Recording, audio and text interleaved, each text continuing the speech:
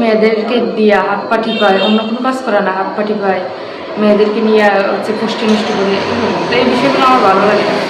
আমি বলি স্যার এগুলো তো ঠিক না, এগুলো তো অনৈতিক কাজ। পরে উনি বলতেছে না সবাই আমার সাথে এখানে কাজ করতে গেলে এগুলো করতেই হবে, এভাবে বলতেছে।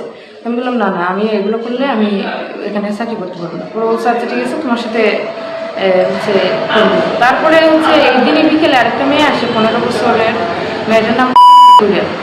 তো এই মেয়েটার সাথে উনি অনৈতিক কাজ করতেছে, এটা আমি দেখে লাইছি। দেখে এটার প্রতিবাদ করাতে উনি আমার হচ্ছে এক ধরনের দমক দেয় আর কি। এরকম আমি ভাবছি কি লেখাপড়ার পাশাপাশি যদি একটু জব করতে পারি তাহলে অনেক ভালো হইব।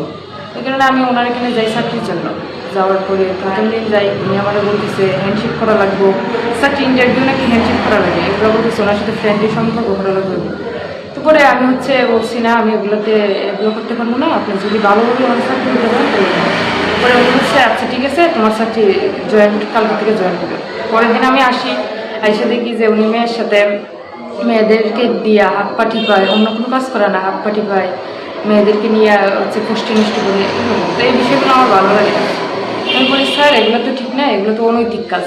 পরে উনি বলতেছে না সবাই আমার সাথে এখানে কাজ করতে গেলে এগুলো করতেই হবে, এভাবে বলতেছে। আমি বললাম না না, আমি এগুলো করলে আমি এখানে চাকরি করতে পারবো না। পরে বলছে আচ্ছা ঠিক আছে, তোমার সাথে হচ্ছে করবো। তারপরে হচ্ছে এই দিনই বিকেলে আরেকটা মেয়ে আসে, 15 বছরের মেয়েটার নাম।